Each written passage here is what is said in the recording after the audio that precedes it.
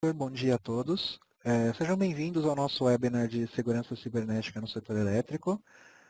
Hoje nós vamos falar sobre alguns aspectos de segurança cibernética voltados para o setor elétrico, para os desafios principalmente, né, no contexto dessa necessidade de aumento de eficiência nas organizações.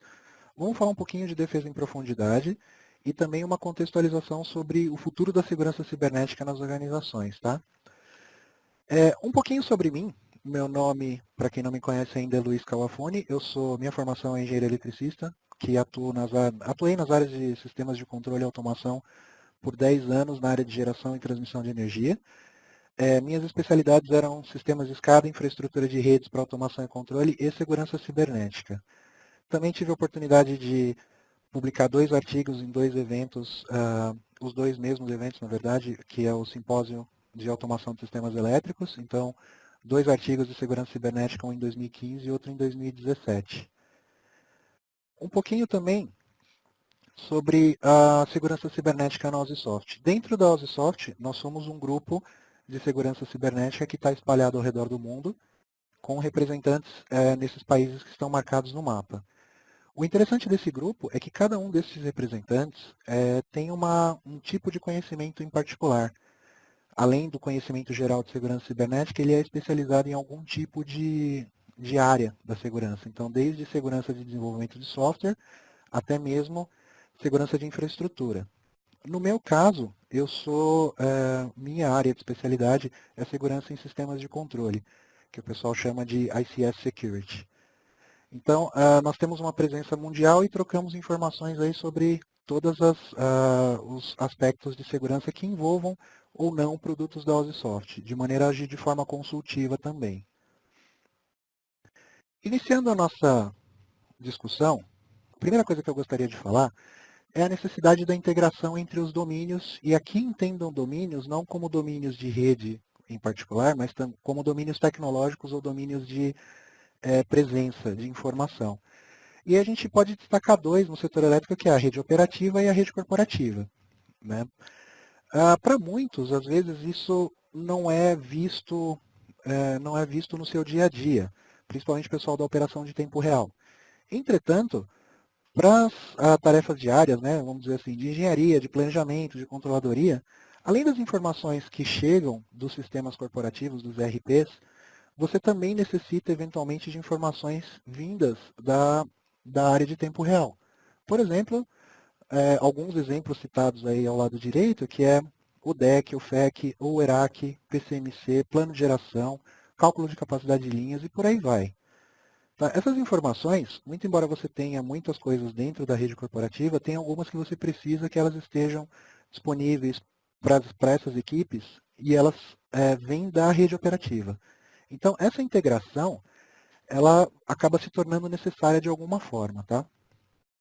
Entretanto, a gente acaba caindo no que a gente chama de paradigma de segurança, que são o quê? O paradigma das redes corporativas versus redes operativas. Todo mundo conhece o paradigma tradicional das redes corporativas, onde a gente tem confidencialidade, integridade e disponibilidade como os 3 pilares fundamentais. Isso não muda na parte das redes operativas, mas se você observar, existe uma troca de prioridades. Né? Onde na rede corporativa a disponibilidade não é tão prioritária assim, a rede operativa já é exatamente o contrário. Quanto mais disponível, melhor. Na verdade, o objetivo é a disponibilidade de 100%. E acaba penalizando um dos 3, que seria a confidencialidade, que seria, no caso aqui, a métrica mais importante para as redes corporativas.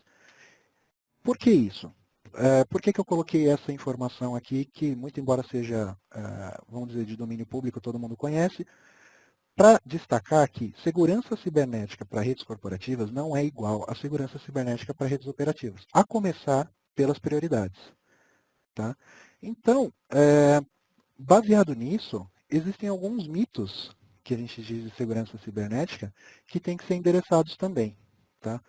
Em especial 3, que eu diria. Né? O mito da negação, ou seja, você encara um problema como ele é improvável, ou seja, segurança cibernética é uma coisa que assim, ninguém vai querer nos atacar, isso não vai acontecer conosco, e existem muitas pessoas que pensam desse jeito. também a questão da transferência de responsabilidade. Segurança cibernética é um problema de TI, não é um problema de operação, não é um problema de projetos. E também existe muito do conceito de que segurança cibernética operacional é a mesma coisa que segurança cibernética corporativa, que a gente acabou de falar que não é, né? E o terceiro, que eu gostaria de destacar, é a questão da ingenuidade. Então, pessoas pensam que segurança cibernética é um projeto com começo, meio e fim, quando não é verdade. Isso é um negócio que tem que acontecer de maneira contínua, sempre melhorando, sempre alterando e sempre se corrigindo. Tá? Outro mito também é que é possível eliminar todas as vulnerabilidades de uma infraestrutura. Isso também não existe. Tá? Você nunca consegue eliminar todas as suas vulnerabilidades. O que você consegue é oferecer uma infraestrutura resistente com possibilidades mínimas de ataque. E os incidentes de segurança que não afetam as operações. Bom, isso já caiu por terra há alguns anos. Afinal, nós temos visto por aí muitos ataques que já estão sendo apontados para redes industriais. Então, afetar a operação não só do ponto de vista corporativo, mas do ponto de vista operativo também, isso já existe nos dois lados. Dito isso, é importante dizer o seguinte, e isso é uma afirmação, não existem redes isoladas. Tá? Se você fala que a sua rede é fisicamente isolada, entretanto você utiliza, por exemplo, um dispositivo removível para extrair informação de um ponto a outro, isso é um ponto de conexão. Tá? Tudo que você precisa transferir entre uma rede e outra, entre um domínio e outro, é considerado na segurança cibernética como um ponto de conexão. Tá? E esses pontos de conexão, eles são potenciais vetores de ataque.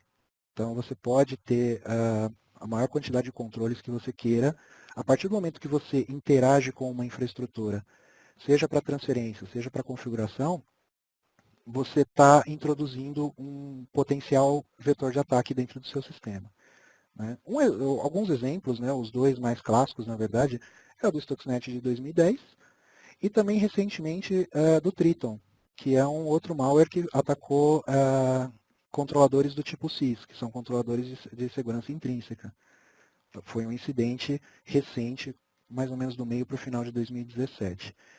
E todos eles, o Stuxnet e o Triton, eles têm uma semelhança do quê? Eles não utilizaram nenhuma conexão de rede para ocorrer. Eles ocorreram por meio de dispositivos removíveis e por meio de acesso via estação de engenharia. Então, da mesma forma. Outro conceito que é importante observar é a questão da segurança pela obscuridade.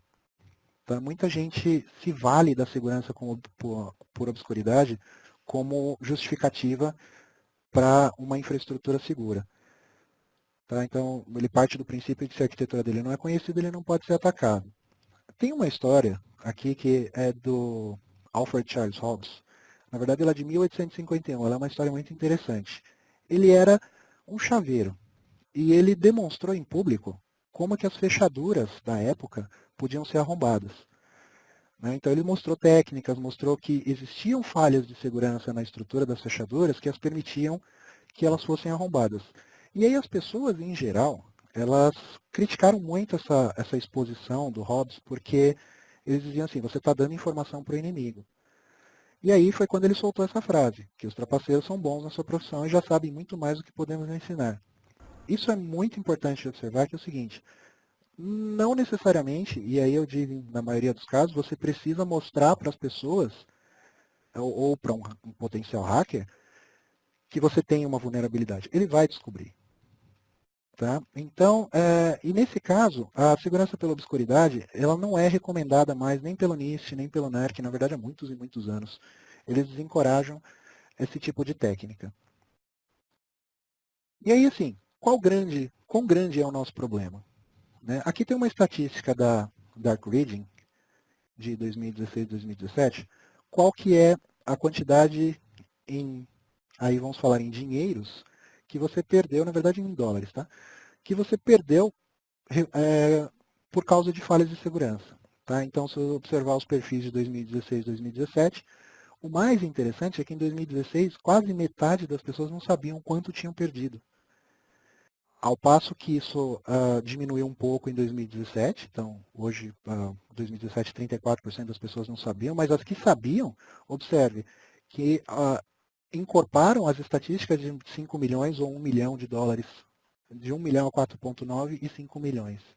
E se você observar os perfis de ataque, tem 65% ataques via malware e 55% via phishing, dos quais metade, né, eles usaram vulnerabilidades conhecidas e que já são e que foram corrigidas por meio de patches. Tá? Antes de perguntar por que a conta não bate, na verdade, essa é uma pesquisa que todos os respondentes colocaram lá qual foi o tipo de ataque que eles receberam ao longo do ano, né, e quanto que foi a perda em relação a isso. Então, se você observar, muitos dos respondentes, das pessoas que responderam, das organizações que responderam, sofreram os dois tipos de ataque, tanto malware quanto phishing. Por isso essas estatísticas elevadas. Só que assim, a gente observa em 2016, entre 2016 e 2017, na verdade, que os perfis de ataque têm se modificado.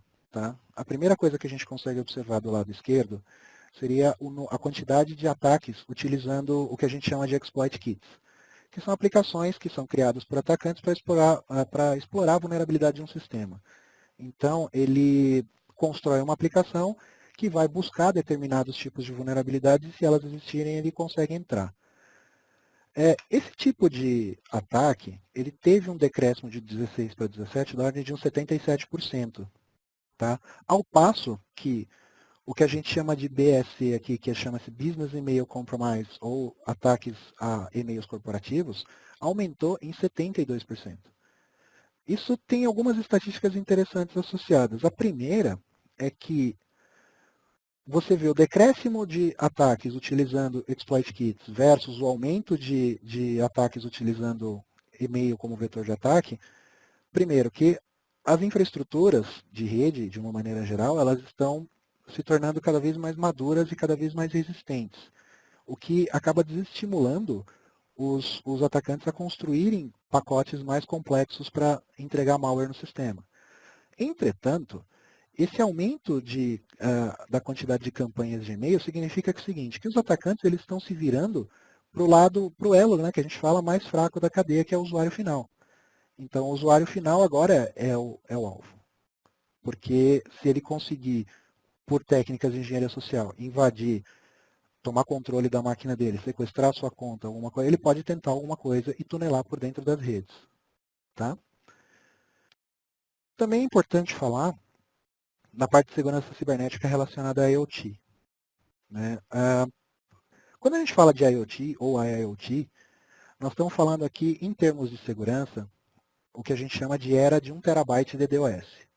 Ou seja, são ataques de negação de serviço distribuído via botnets que chegam a 1 terabps. Tá? Isso por quê? Porque normalmente, quando você constrói um botnet na internet, você não tem condições de montar uma quantidade tão grande assim de hosts que vão fazer um ataque distribuído desse tipo. Agora, IoT, você pode ter muitos dispositivos dentro da sua estrutura. E com o tipo de malware que é desenvolvido, alguns ataques que ocorreram, a gente consegue formar um botnet de 100 mil dispositivos em 24 horas, o que é um número absurdamente alto. Outra característica importante é que esse tipo de malware ele tem um índice de detecção baixo, ou seja, ele reside em memória. Então, quando o código é executado, ele reside na memória do dispositivo de IoT. Ou seja, se você desligar o dispositivo de IoT, você perdeu o código que está executando esse tipo de informação, que está executando esse tipo de instrução. Então, torna a detecção dele realmente muito complicada. Um exemplo disso é o Mirai, que também foi dos ataques mais falados aí no mundo de IoT no ano passado. Né? O código dele utiliza 10 métodos de ataque, tá? E alguns altamente sofisticados. Então, ou seja, você entra no ponto em que o código ele já tenta 10 vezes, no mínimo, pelo menos 10 vezes, explorar vulnerabilidades. E se uma das 10 passar, ótimo. Inicia-se, ele sequestra o dispositivo e começa a formar o botnet. Baseado nisso e com todas essas informações, eu gostaria de fazer uma pequena pesquisa com vocês, né, E nesse momento eu coloco a pergunta aqui no- na, na apresentação, onde, assim, como você avalia o nível de integração entre as suas redes corporativa e operativa? E aí, três possibilidades: totalmente integrada, parcialmente integrada ou não integrada. Entenda que, assim, o não integrada não significa que você não extrai informação dela, mas sim que você utiliza de alguma forma. Tá? Você extrai de alguma forma que não seja automática. Eu vou dar aqui um minutinho, 30 segundos para o pessoal responder e a gente aguarda. Ok. Bom, a gente está vendo aqui os resultados. A maioria dos respondentes disse que são redes parcialmente integradas. Eu não consigo. Consigo.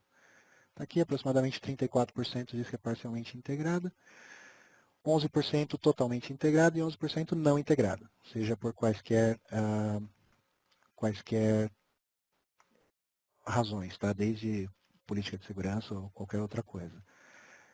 Então isso denota que também existem preocupações com relação à parte de segurança e que essa integração ela acaba sendo limitada também por conta dessas restrições, às vezes não só restrições tecnológicas, né? Seguindo com o nosso conteúdo, eu gostaria de falar com vocês um pouquinho sobre defesa em profundidade, tá? Que seria a nossa segunda parte. Defesa em profundidade, ele é um conceito muito utilizado, na verdade ele é baseado, né, em táticas militares, onde você cria uma série de barreiras para parar ou para atrasar um adversário durante o ataque, diminuindo o que? A capacidade dele reagir a diferentes formas de abordagem. Então, se ele vence uma determinada barreira, ele vai ter que passar por mais outras, ou outras, para que ele consiga chegar no objetivo dele. Defesa em profundidade ela é interessante por causa disso, porque você tem uma redução muito drástica de superfície de ataque atuando de maneira localizada em determinados pontos. Tá? O modelo de camadas que a gente está falando aqui, a gente vai falar de defesa de dados, aplicações, de hosts, de rede, de perímetro, e aí a gente fala um pouquinho de limite físico e de política e procedimento. Tá? É um modelo que é bem adotado ah, mundialmente, vamos dizer assim, como um modelo de defesa. Tá? Se vocês olharem ali no canto direito, vocês vão ver que eu mostro qual camada que a gente está conversando e a gente vai falar de cada uma dessas ações. Tá? Então, a primeira que a gente fala é da defesa da camada de dados, né? Onde a gente fala de backup e restauração. O mecanismo de backup e restauração, embora seja óbvio, né, ele tem uma influência direta no tempo de recuperação em caso de ataque. Então, se você foi atacado e ele conseguiu chegar na camada mais inferior, o mecanismo de backup diminui o tempo que você fica fora, vamos dizer assim, com suas operações fora tá offline, né, vamos dizer assim. Esse procedimento ele pode variar de acordo com a norma, tá? E em todos os mecanismos que a gente vai discutir aqui, eu discuto quais normas ele está explicitamente colocado, né? Então, desde a NERCSIP, das recomendações do NIST, da 62443, tá? E esses procedimentos variam de acordo com a norma. Outra coisa para a defesa de dados é criptografia do tráfego de rede, tá? O objetivo desse tipo de ação é mitigar ataques do tipo man-in-the-middle, onde o atacante se coloca no meio de uma conexão entre o usuário e o ponto final onde ele vai entregar ou extrair dados, e ele escuta essa comunicação. Utilizando criptografia, lógico, você consegue mitigar esse tipo de coisa. E aí a única norma que fala sobre isso é a 62351 explicitamente, né, informando que para se utilizar como forma de comunicação TLS para TCP/IP, né, e utilização do certificado X509. Mas eu gostaria de falar uma coisa interessante aqui, importante, que é o seguinte. Criptografia, muitas vezes as pessoas confundem isso com segurança, o que não é verdade. Tá? Criptografia, em uma primeira instância, ela significa confidencialidade. Ou seja, os dados, as informações, seja lá o que for, que está trafegando entre um ponto e outro, estando criptografados, eles estão confidenciais. Entretanto, se você não protege os dois pontos da comunicação, é o equivalente, por exemplo, a você ter um caminhão de carga sendo escoltado por 4 ou 5 viaturas armadas, só que você está no seu depósito lá, você tem um cadeado simples, que você pode chegar lá com um alicatão e arrombar. Então, você prover mecanismos de segurança para as duas pontas e adicionar a questão da criptografia, aí sim você consegue aumentar o nível de segurança. Agora, só criptografia não é a resposta, tá? Seguindo para a próxima camada, da parte de defesa de aplicações, a gente vai falar de Application Hardening. Então, ou seja, Application Hardening é uma ação de configurar e habilitar apenas as funções e os serviços que vão ser utilizados numa aplicação. E isso aqui é o seguinte, é proativo, tá? Então, defina e configure. Não é, é interessante que você tenha a ideia de quais aplicações e quais sistemas que vão interagir entre si de maneira a manter essas aplicações habilitadas apenas para as funções que elas têm que executar, tá? Inclusive uma parte de sistemas operacionais. Outra coisa para defesa de aplicação é permissão mínima em conta de serviço. Então, sempre que possível, tentar utilizar a conta de serviço para a aplicação e com permissões mínimas, ou seja, com acesso só aos recursos que eles precisam. Tá? Não só as contas de serviço, mas como as contas de usuário também. E todo mundo fala sobre isso, mas qual que é o primeiro resultado disso? Ele reduz drasticamente o efeito de ataques de crypto ransomware. Porque se você sequestra uma conta com privilégio baixo, ele vai ter um raio de ação muito pequeno, ou reduzidíssimo, vamos dizer assim. Então, é muito importante trabalhar com essa estratégia. Aí antes da gente passar para a próxima camada, eu gostaria de abordar algumas técnicas, alguns conceitos, né, relacionados à técnica de whitelisting e blacklisting. Então, o que é blacklisting? Blacklisting é uma técnica onde você ativamente bloqueia o acesso a uma determinada aplicação, qualquer coisa assim, ao passo que o whitelisting você permite o acesso. São duas coisas completamente diferentes. Uma é uma estratégia reativa e o outro é uma estratégia proativa. As normas de segurança hoje, e já há algum tempo, recomendam a utilização de técnica de whitelisting, ou seja, o que a gente chama de deny by default. Ou seja, tudo que tiver no instante T0, tudo é negado. E aí você vai habilitando as aplicações, portas e etc. que você vai utilizar. Tá? De maneira que você não corre o risco de, vamos dizer, entre aspas, esquecer de bloquear alguma aplicação, alguma porta que você deveria ter bloqueado. Dito isso, para a defesa de hosts, que seria a terceira camada, a gente vai falar de whitelisting de aplicação. Então, tentar utilizar ferramentas de whitelisting de aplicação para permitir que só as aplicações que você autorize sejam executadas. E a gente tem dois exemplos aqui no Windows, tem o AppLocker, e no Linux tem uma combinação do IMA com MS e o Secure Boot, tá? Que você pode utilizar também dentro desse ambiente. De novo, a utilização dessa estratégia ela reduz muito o efeito de ataque utilizando o Crypto Ransomware. Então, ela é interessante, tá? E aí as normas de referência que eu falei, vão estar em todos os pontos da camada, tá? Depois disso, também o whitelisting de portas de serviço. Então, quando você está trabalhando com estação de operação, servidor, etc., todas as normas elas recomendam o uso de firewall de host. Tá? Por exemplo, o Windows Firewall, mas pode ser um firewall de terceiro também, né? Como medida complementar ao firewall de rede. Tá? Isso é uma recomendação que está em todas as normas de segurança atuais. Tá? E assim como os hosts a gente considera servidor, a gente considera também equipamento de rede como um host, afinal de contas ele roda um sistema operacional, etc. Então, nesse caso, aí são o uso de ACLs, né? Tanto em camada 2, 3 e 4, onde for possível. Obviamente em switches, não, só switch sem função de roteador, você vai criar uma ACL de camada 2. Ainda com a relação à camada 3, a utilização de senhas fortes. Então, isso também é meio que chovendo molhado, né? Utilizar senhas fortes para usuários de conta de serviço com altos padrões de complexidade, não só para conta de serviço, como para conta de usuário também.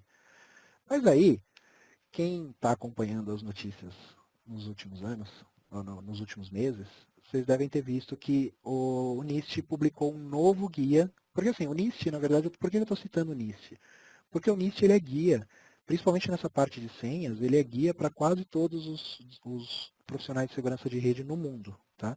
Não só nos Estados Unidos. E recentemente eles publicaram um novo guia de senhas, de criação de senhas, né? Onde a primeira coisa que eles removeram foi o quê? Remover esses requisitos de expiração periódica. Então, aqueles requisitos de expiração periódica que quase todo mundo odeia, foi removido do novo guia do NIST. Entretanto, isso aí foi substituído por quê? Não use senhas, use frases. Então, eles falam, não use passwords, use passphrases. né? E outra coisa, que também recomendado pelo NIST, é que essas senhas elas têm que passar por um processo de verificação. Então você vai usar ferramentas ou soluções que façam cruzamento contra ataques do tipo dicionário. Trocando de camada, a gente vai falar um pouquinho da parte de defesa de redes também. Parte de segmentação de tráfego é muito importante, tá? Então, usando uso de VLANs em configuração 1 para 1, isso é muito importante, é uma VLAN para uma subrede, tá? Mas a mensagem que eu quero deixar aqui é o seguinte, configure, tá? Defina e configure. Não utilize, procure utilizar o mínimo possível de configurações do tipo de fábrica, principalmente por causa desse ataque do tipo double tagging, onde um atacante ele se aproveita da VLAN nativa, configurada de fábrica, para tunelar entre VLANs dentro de um switch de uma infraestrutura. Tá? Então é muito importante que você segmente o tráfego e configure o tráfego. Somado a isso, a parte de gerenciamento de ativos de rede também é muito importante. Tem uma estatística da Cisco de 2016 que eu destaquei aqui, que na verdade é 2015, que dos 115 mil equipamentos de rede que eles monitoram, né, eles estão com o firmware desatualizado. E desses, 92% tem vulnerabilidade que é conhecida. Qual é a mensagem aqui? Não adianta você fazer todas os procedimentos para proteger os seus servidores, as suas estações de operação, todas as suas conexões, se os seus equipamentos de rede possuem vulnerabilidades. Porque aí você está abrindo uma porta para um atacante entrar de uma maneira muito fácil. E aí a gente passa para a parte do segurança de perímetro. Perímetro também é meio que chovendo molhado, né? Falar das coisas que todo mundo já sabe, mesmo porque o perímetro todo mundo tem uma preocupação muito especial com ele há muito tempo. Né? Então, quais são as informações principais? Principalmente todas as informações que vão ser disponibilizadas para redes externas, seja internet ou não, ou seja, mesmo na configuração entre rede corporativa e rede operativa, essas informações têm que ser compartilhadas via DMZ. E a área da DMZ ela tem que estar contida numa sub-rede diferente das redes que estão conectadas. Também, o que a gente chama de estratégia de firewall de três pernas. Existem algumas recomendações que falam na utilização inclusive da estratégia de duplo firewall, onde um firewall apontando para a rede corporativa, por exemplo, é de um fabricante, o firewall apontando para a rede operativa é de outro fabricante, e tudo que está no meio ali compreende a DMZ. E seria uma estratégia de, inclusive, parar a, a, um ataque que utilize vulnerabilidades conhecidas de um determinado fabricante, porque ele teria que aprender a do outro fabricante para poder invadir. Então, assim, essas são algumas recomendações, mas assim, essa estratégia do firewall de três pernas, na verdade, ele não está muito descrito, desculpa, do firewall de três pernas não, do duplo firewall, ela não está explicitamente descrita nas normas, mas ela é recomendada. Passando para os mecanismos de defesa física, que aí a gente já não fala mais de tecnologia só aqui, a gente fala de aspectos comportamentais. Dentro dos aspectos comportamentais e também de procedurais, a gente vai falar de controle de acesso a instalações, a utilização de método multifator, tá? Monitoramento das instalações por vídeo, procedimento de visita e por aí vai. E principalmente acho o interessante a parte de alarmes e notificações em caso de intervenções em dispositivos. Então, por exemplo, se você desligou, você reinicializou, você conectou alguma coisa que não deveria estar lá, notificar a equipe que controla esses equipamentos, de modo que eles recebam a informação de que alguém está interagindo com ele. Aqui eu não citei as normas, porque na verdade está em todas as normas. Isso aqui é praticamente um compilado de todas as normas. Na camada acima de políticas e procedimentos também, aspectos comportamentais. A gente vai falar de plano de resposta a incidentes, plano de recuperação de desastres, mecanismo de change management, então controle de modificações, então, documentação de rede atualizada, a parte de gerenciamento de ativos, você tem que ter uma lista muito bem definida de todos os ativos de rede que você tem, para que você possa também ter condições de rastrear e monitorar tudo que você tem dentro da sua infraestrutura. Treinamentos para as pessoas, como a gente falou lá nas pesquisas iniciais, ah, os atacantes estão se virando para os usuários finais e estão usando eles como potenciais vetores de ataque daqui para frente. Realização de testes de invasão, tem o que a gente chama de pen test, né, para avaliação de vulnerabilidades, e principalmente a redução do TTP, que a gente chama de time to patch, que é a redução do tempo que você leva para atualizar o seu sistema. Então, no mundo IT, vamos dizer assim, entre aspas, hoje em dia o time to patch está na ordem de 2 semanas a 20 dias, ao passo que na rede de automação está na ordem de 3, 6 meses, às vezes até um ano ou mais. Tá? Isso porque tem diminuído. Então, a redução do time to patch também é importante. Falando de tudo isso, óbvio, é um monte de conceitos, tem muita coisa que foi falada aqui, mas eu queria mostrar para vocês, dentro dessa arquitetura de exemplo, que aí eu estou pegando de propósito uma rede de operação e não uma rede corporativa, mostrar para vocês os fundamentos de defesa em profundidade e onde que está atuando cada uma das camadas. Então, por exemplo, quando a gente faz uma atuação na camada de dados, a gente está protegendo essas coisas que estão em vermelho. Quando a gente faz atuação na camada de aplicações, estamos atuando em cima dos servidores. Quando a gente faz em cima da camada de host, estamos atuando também não só nos servidores, como nos elementos de rede. Quando a gente faz atuação em cima da camada de rede, estamos dando um reforço a mais nos elementos de rede. E aí, quando a gente fala de perímetro, a gente está realmente fazendo o reforço da parte da DMZ. Então, se você observar, cada uma das estratégias, elas têm, cada uma das coisas que nós conversamos, elas têm aqui um ponto focal. Então, seja um equipamento, seja um servidor, seja a rede como um todo. Entretanto, a soma dessas informações, a soma desses procedimentos, levam você a proteger diversos pontos e a proteger a rede como um todo, o que é o mais interessante. E aí veja do seguinte ponto de vista, se você tiver um atacante invadindo a rede por algum ponto, olha quantas barreiras ele vai ter que quebrar para ter acesso à sua infraestrutura. E aí chega uma hora que ou ele desiste ou ele realmente não tem capacidade técnica para continuar. Tá?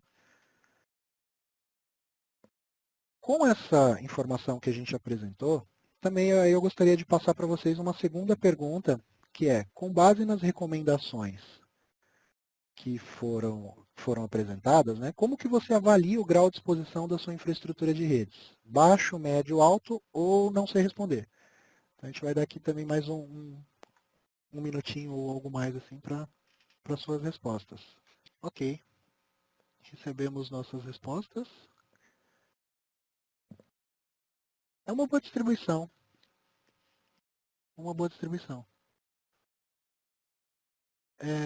Eu acho que, na média, é o que está esperado. O item B é uma boa. Eu acho que já é um resultado relativamente esperado. Então, muitas práticas fazem, mas nem todas. Também existe um percentual baixo de que está com. Que você considera alto o seu grau de exposição. Então, geralmente, isso parte muito de equipes que estão iniciando alguma coisa na área de segurança cibernética. E gostei muito de ver a parte do baixo também.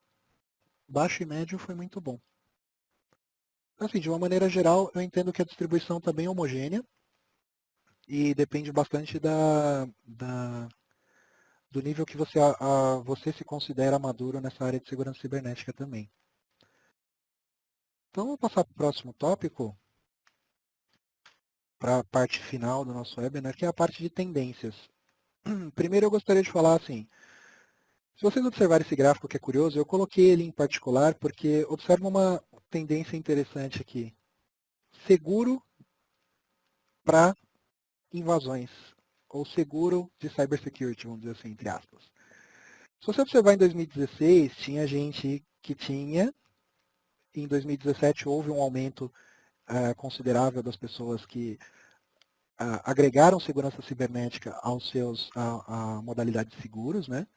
A quantidade de pessoas que não sabe diminuiu, ou seja, contra as pessoas que não têm seguro versus as que adotaram alguma política específica ou agregada ao seu seguro de uma maneira geral, observa que dos 45 que não sabiam, diminuiu para 35 e isso possivelmente diluiu dentro das estatísticas de quem está utilizando seguros contra cyberataques. Então, isso ainda não dá para dizer que mostra uma tendência, mas assim, é uma observação interessante de ser feita que já existem seguros de cyberrisco. Tá? Nesse caso, para onde que a gente está indo? E aí eu me baseei no estudo da Gartner, que a Gartner falou que em 2018, ou seja, esse ano, né, os investimentos de segurança cibernética eles vão chegar à marca de 93 bilhões de dólares, isso no mundo, tá? De uma maneira geral.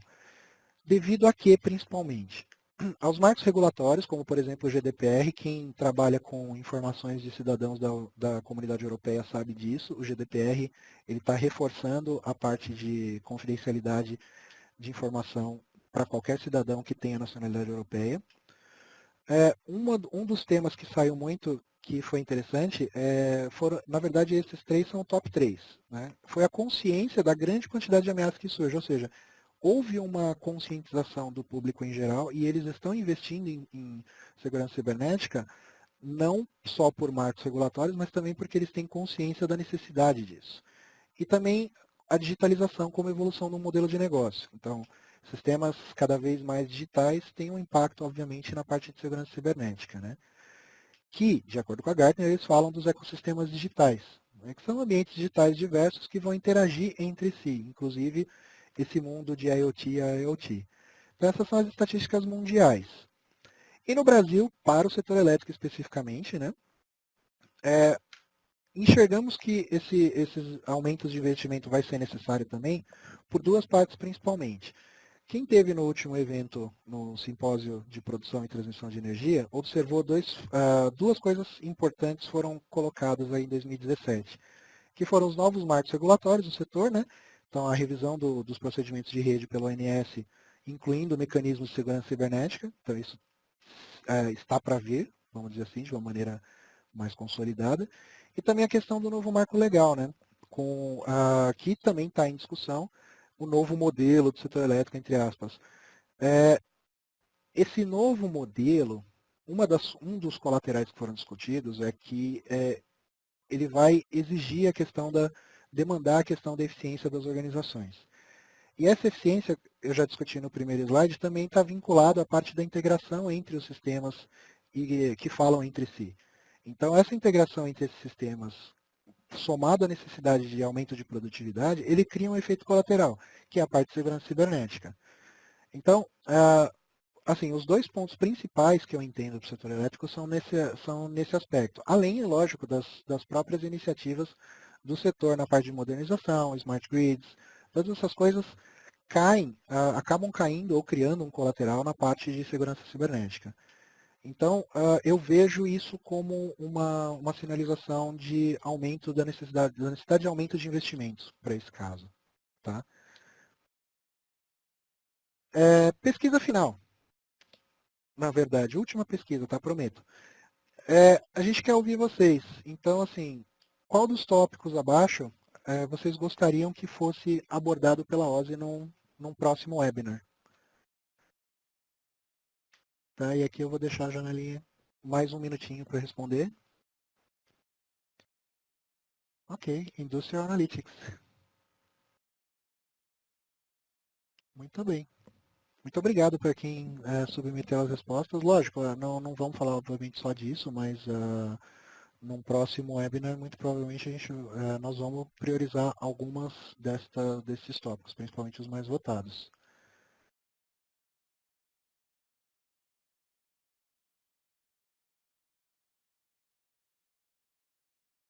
Bom, isso dito, eu gostaria também de aproveitar a oportunidade, 30 segundos, para informar para vocês que nós teremos em maio de 2017 um fórum que a gente chama de Power Forum no Brasil, provavelmente São Paulo, onde, na verdade, o objetivo é trazer pessoas do setor elétrico para discutirem aplicações utilizando o PySystem, etc. Sim, a gente então vai fazer esse evento provavelmente no período de maio desse ano. Vocês vão receber as informações, claro, mas a ideia é que seja um grande fórum de colaboração entre as pessoas da indústria, para vocês debaterem os desafios, a perspectiva futura e focar bastante no nosso mercado local, com as particularidades, com os detalhes que a gente tem. Então, eu acho que é um momento importante para a gente esse ano focar nessa indústria de energia, seja geração, transmissão, distribuição, renováveis. Acho que vai ser um evento muito positivo e produtivo nesse sentido. E com isso, passar aqui rapidinho para o Kawafuni e a gente já vai para a sessão de perguntas. Bom, muito obrigado. Eu gostaria de primeiro agradecer ao tempo de vocês, né, por terem disponibilizado aí 1 hora do seu dia para ouvir esse webinar. Espero que tenha sido enriquecedor para vocês. E agora a gente abre a nossa sessão de perguntas, tá? Então, vamos começar a responder as perguntas que vocês nos mandaram aqui no painel. E fica aí o contato do Kawafuni, né, o e-mail dele. Sempre que vocês precisarem falar a respeito de algum tema desse webinar ou relacionados, ele está aí à disposição. Então, vou começar a ler as perguntas. Eu recebi pelo menos umas 3 ou 4 perguntas relacionadas à gravação desse material, desse webinar. E a resposta é sim, ele está sendo gravado. E a gravação vai ser disponibilizada para vocês muito provavelmente na semana que vem. E aí vocês serão notificados assim que isso estiver disponível. Então, vou partir para a primeira pergunta que nós recebemos, que foi: na atualização de patches de segurança em concentradores de subestação, nós temos uma limitação que é o espaço em disco nesses computadores industriais. O máximo 30 GB no total. E é o mais exigido em atualizações Windows. Quais são as recomendações que você tem para esse cenário? Bom, vamos lá. Patches de segurança nos concentradores de subestação que tem uma limitação de disco de 30 GB. Provavelmente boa parte dele está, inclusive, tomado pelo próprio sistema operacional. Nesse caso, bom, de qualquer forma, o processo de atualização ele vai ser, não sei como você procede aqui para fazer esse processo de atualização, mas provavelmente você vai precisar de uma mídia externa com os instaladores, porque dificilmente você vai conseguir copiar isso aí, tá? Eu acho que a questão de espaço, dá para você resolver com mídia externa controlada, tá? Isso não é um grande problema.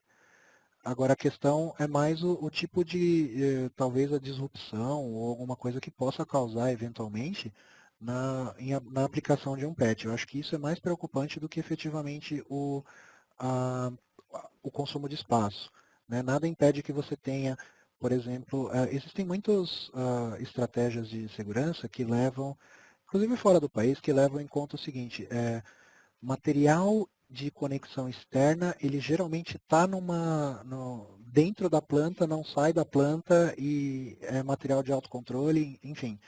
Você consegue criar mecanismos em que a conexão de um dispositivo externo torne-se um pouco mais seguro. Tá? E aí, talvez trabalhar com esse dispositivo externo, porque já que você tem limitação de memória, a primeira coisa que eu diria, se fosse para recomendar alguma coisa, é tentar aumentar a capacidade, mas às vezes isso não é possível. Então, a utilização de uma mídia controlada é razoável. Obrigado, Kawafuni. Próxima pergunta é: quais são as suas recomendações para a configuração da VLAN nativa para as redes de processo? Para as redes de processo, na verdade, elas seguem a mesma ideia das redes de TI, ou seja, qualquer configuração de VLAN. A ideia é a seguinte: depende a única coisa que você tem que se preocupar é que a VLAN nativa não seja 1, por exemplo, ou que a VLAN nativa não seja nativa. É que, em geral, nos fabricantes de equipamentos, eles normalmente denotam a VLAN nativa como 1. E isso é uma configuração de fábrica. A VLAN nativa ela tem outras funções, tá? Ela não existe só porque ele precisa de uma VLAN original. Na verdade, muitas informações de controle de algoritmos trafegam dentro dos switches. Então, e eles utilizam a VLAN nativa como canal. O ideal, assim, boas práticas é você jogar a VLAN nativa para um número alto, do tipo 99, alguma coisa assim, que seja facilmente identificado. Obrigado. A próxima seria: qual o papel e a importância da gestão de riscos de ativos e ambiente de tecnologia industrial dentro do contexto de defesa em profundidade e segurança em geral? Deixa eu entender um pouquinho mais só. Papel, importância e gestão de riscos dos ativos e ambiente de tecnologia industrial. dentro do contexto de defesa em profundidade. Bom, na verdade, ele é uma pergunta um pouco mais aberta, mas depende do que você define de gestão de risco de ativo, porque existem diversos tipos de, a gente consideraria isso diversos tipos de gestão de risco, tá? Quais vulnerabilidades que ele possui, qual a possibilidade dele desconectar, qual é a criticidade dele de ficar sem energia, por exemplo. E tem outros aspectos que aí já não são muito do setor elétrico, mas também a parte de descargas, explosões, etc. Então depende muito do aspecto que você está falando, tá? Dentro do contexto de defesa em profundidade, na verdade, quando a gente vai falar, por exemplo, de possíveis vulnerabilidades, ele já entra na parte de defesa de redes. Quando você vai falar de, por exemplo, alimentação redundante, vamos dizer assim, para ele não cair, porque ele é um dispositivo crítico, ele não pode cair.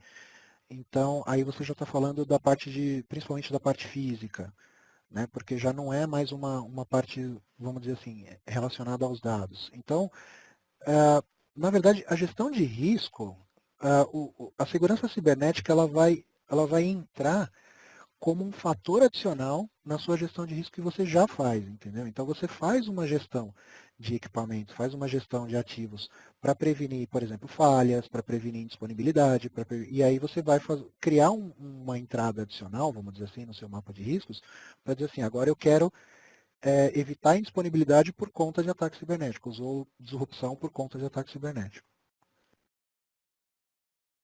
Obrigado. A próxima pergunta é: qual seria a melhor forma de interligar rede corporativa e rede industrial de automação com o menor risco possível? Olha, no contexto do menor risco possível, é realmente utilizar todas as boas práticas, na verdade, tudo que foi citado em normas, principalmente na parte. Quando você está interligando rede corporativa e rede industrial, você tem que limitar o acesso de um para o outro e de outro para um. Ou seja, você não pode, não poderia tunelar da rede industrial para dentro da rede corporativa e nem da rede corporativa para a rede industrial. Então aí já entra no conceito do perímetro, né? Só que o perímetro, ele não é o único mecanismo de defesa. Porque assim, quando a gente fala de integração, a gente está falando de um ponto, vamos chamar assim, uma zona cinza, que está entre duas redes distintas. Só que a existência dessa zona cinza, ela evidencia o quê? Que eu estou controlando o fluxo de uma rede para outra, mas existe um certo limite que eu posso executar esse controle sem interromper todos os meus processos de operação. Então, o que ocorre não é só a questão do perímetro, mas também todas as estratégias para você proteger o que está de um lado e o que está de outro. Então, assim, o que eu recomendaria além de você observar o, a questão do perímetro, você teria que observar também todos os mecanismos de defesa que você poderia utilizar na rede corporativa e na rede operativa, para não só para mitigar, mas para minimizar risco também. Risco não, desculpa, efeitos até, e riscos. Então, ela é uma questão bem ampla, assim, nesse sentido. Como integrar, e aí você tem que ver se vai contra a sua política de redes também. Porque às vezes eu falo para você, olha, você vai usar um perímetro assim, assim, assado, e você fala assim, bom, a gente não usa isso aqui. Então ele tem que estar aderente também. Obrigado. Próxima pergunta. Como tratar a questão de updates de softwares em ambientes legados ou sem suporte do fabricante? Isso é uma questão complicada, principalmente por causa da parte de automação, que é o que sofre mais, né? Alguns fabricantes, por exemplo, lançam software para ambientes do tipo Windows XP e ele persiste até hoje. Então você tem um limite aí do ponto até onde você pode fazer o update. Qual é o ponto? O ponto é no momento que a Microsoft, por exemplo, para de dar suporte para o produto, né? Nesse caso, a gente fala o seguinte, a gente fala de mecanismos que a gente chama de trade-offs. Então, não é possível fazer a atualização em ambiente XP, porque não existe mais atualização, eu vou ter que tentar endereçar isso de outra forma. Então, eu vou adicionar algum mecanismo de proteção adicional na rede, eu vou tentar limitar um pouco o acesso a essa máquina, de maneira que assim, eu compense, entre aspas, uma vulnerabilidade reforçando outro ponto da rede. Obrigado. Temos mais uma pergunta aqui. Queria saber sobre as questões de cibersegurança envolvendo as redes operativas que utilizam protocolos padrão de comunicação abertos, como, por exemplo, DNP3, IEC 101 e IEC 104. Isso é uma boa pergunta também. Protocolos de comunicação que são normatizados, né, DNP3, IEC 101 e IEC 104, são protocolos abertos e que não levam, mesmo o IEC 1850 em muitos casos, eles não levam, vamos dizer assim, muitos mecanismos que a gente fala aqui, por exemplo, a parte de criptografia, autenticação nativa, mas existe uma razão para isso, tá? É que assim, quando a gente fala de rede industrial, quando a gente fala de rede operativa, lembra que eu falei que a disponibilidade ela tem que estar acima de tudo. Então, por exemplo, você adicionar mecanismos intrínsecos ao protocolo de criptografia, significa que você está adicionando overhead de processamento para todas as placas de comunicação que estão envolvidas dentro da rede. Então, o que ocorre? Quando você adiciona quando você põe esse contexto de que eu vou aumentar o nível de segurança em nível de protocolo para criptografia, eu estou diminuindo o tempo de resposta do próprio protocolo. E isso pode afetar de alguma forma a parte do tempo real. Um exemplo disso teve uma discussão há alguns anos atrás, não muito, mas com relação ao protocolo IEC 1850, em que, na verdade, a 62351 fala de criptografia de comunicação. Entretanto, comprovou-se que criptografar a comunicação, por exemplo, para mensagens GUSI entre relés de proteção, acabava com o critério dos 4 milissegundos de envio da mensagem, porque você tem um tempo para criptografar e decriptografar. Então, é uma discussão, e aí eu iria para o lado dos trade-offs também.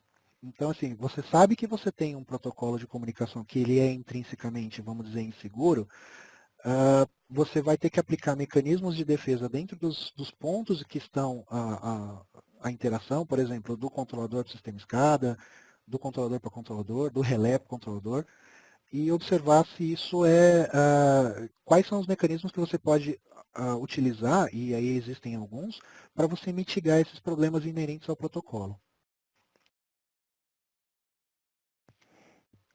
Então, a próxima pergunta é como reduzir o TTP em ambientes industriais? Uma estratégia que se fala muito para reduzir o time to patch em ambientes industriais seria, claro, ele está associado a uma programação de parada, etc., mas isso pode ser planejado no longo prazo. Para reduzir esse TTP, uma das coisas que adota-se bastante são ambientes de teste. Porque qual que é a grande preocupação do TTP? Na verdade, não é o TTP. Qual é a grande preocupação dos patches? É que, no momento em que eu aplico um patch de segurança num computador que está na sala de controle ou num servidor que está dentro do centro de operações e existe alguma incompatibilidade desse patch com o que está construído no software supervisório, você vai ter o quê? Vai parar de funcionar. E isso é uma coisa que é complicada. Então, assim, o que recomenda-se normalmente é o uso de ambientes de teste, né, pequenos, reduzidos, para que você tenha condições de testar o patch do sistema operacional no momento que ele sair. E aí você pode chegar num ponto, inclusive, em que você pode ter, por exemplo, um ambiente que tem um servidor de patches que você não precisa conectar diretamente digamos, no servidor do Windows direto, na Microsoft. Você pode baixar os patches, jogar no ambiente de teste, pegar aqueles que dão problema e aplicar só os que não vão quebrar a sua infraestrutura, entre aspas. Tá? E aí, de novo, se existe algum patch que é crítico e vai quebrar uma infraestrutura sua, o ideal é reportar isso, obviamente, para a Microsoft e também tentar trabalhar com os mecanismos de compensação. Então, eu vou compensar por um lado, eu não vou aplicar esse patch aqui, mas eu vou compensar por outro lado. Então, a próxima pergunta é qual a recomendação da OSI quanto aos patches automáticos impostos pela Microsoft no Windows 10? Bom, falando em termos de OSI Soft, em termos de produtos e nosso próprio software, a nossa recomendação é sempre aplique os patches. Eles devem ser aplicados porque é a forma de você manter o seu sistema operacional o mais seguro possível. Aí viria a pergunta na sequência, mas e se o patch não funcionar? Se o patch não funcionar, trocando em miúdos, nós faremos com que funcione. A gente vai fazer as correções necessárias no software porque assim, o nosso grupo de segurança e assim, a OSIsoft como um todo, o nosso objetivo você não precisa ignorar um patch, ou você não pode ignorar um patch porque ele não é compatível com o nosso produto. A gente vai e modifica o produto. Então, a próxima pergunta, o Clayton Almeida deixou a seguinte pergunta. Verifiquei que algumas empresas, exemplo a Cimatec, já fornecem softwares/soluções específicas para a proteção de ativos de IoT. Qual é a estratégia/abordagem geral adotada por essas soluções? Olha, em geral, as empresas que trabalham principalmente com parte de segurança de IoT, ou a Symantec ou outros fabricantes, né, o que eles vão fazer, assim, depende muito do produto, tá? Mas, em geral, qual que é o grande problema do IoT hoje? Existe uma escalada, problema não, né? Mas é uma questão do IoT, que existe uma certa que a gente chama de uma escada de segurança, desde o ponto de criptografia, até autenticação, até validação, e que, assim, por conta, por exemplo, uma das grandes características dos dispositivos de IoT é que eles são pequenos e eles têm que consumir pouca banda. Então, um protocolo muito usado, por exemplo, é o MQTT, que é um protocolo da década de 50, que ele foi adaptado, obviamente, né, ou até revivido em alguns casos, e que não tem nenhum mecanismo de segurança em especial. Então, a verdade é que depende muito da estratégia do fabricante. Eu não conheço particularmente o produto da Symantec, mas com certeza eles vão trabalhar na questão de talvez prover um mecanismo de autenticação, essas coisas assim. Obrigado. E agora a nossa última pergunta, que a gente passou já um pouquinho do horário, mas dá para fazer. Em alguns casos, os links de dados são contratados de terceiros e os ativos das subestações estão conectados à rede do fornecedor do serviço, que por sua vez são conectados à rede operativa da empresa. Nesse caso, como tratar a rede contratada? Olha, é uma excelente pergunta porque remete a algumas discussões que tem tido, inclusive na área de segurança, há alguns anos. Qual é a responsabilidade de terceiros com relação à sua infraestrutura? Muitos países no mundo, na Europa, nos Estados Unidos, eles já têm a questão de assim, o terceiro ser responsável por prover a segurança no mesmo nível que a sua organização provê. Né? Isso é uma coisa que vamos assim, dizer assim, tem força de lei. Entretanto, no Brasil não existe uma legislação específica para isso. Então, uma das conversas que eu ouvi muito, e participei de algumas inclusive, seria reforçar aspectos contratuais. Né?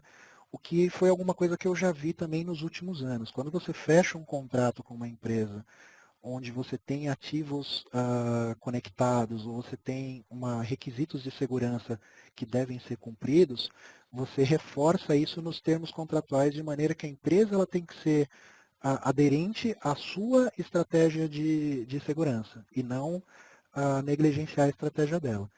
Né? Existem outros meios de se contornar que também usa, por exemplo, a gente chama de VPNs via WAN, né? São links protegidos mesmo utilizando, sei lá, frame relay ou qualquer coisa assim dentro da infraestrutura, você consegue adicionar algum nível de criptografia, mas também você tem penalização nos seus sistemas de tempo real. Então, o que tem se feito em geral é voltado não para o lado tão tecnológico, mas para o lado procedural, no sentido de reforçar os contratos. Muito obrigado, Vitor, e obrigado, gente, por participar. Agradeço muito.